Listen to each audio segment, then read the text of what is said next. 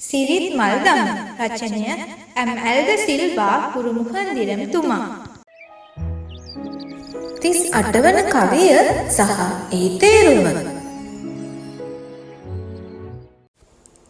පාසලෙහි තන තන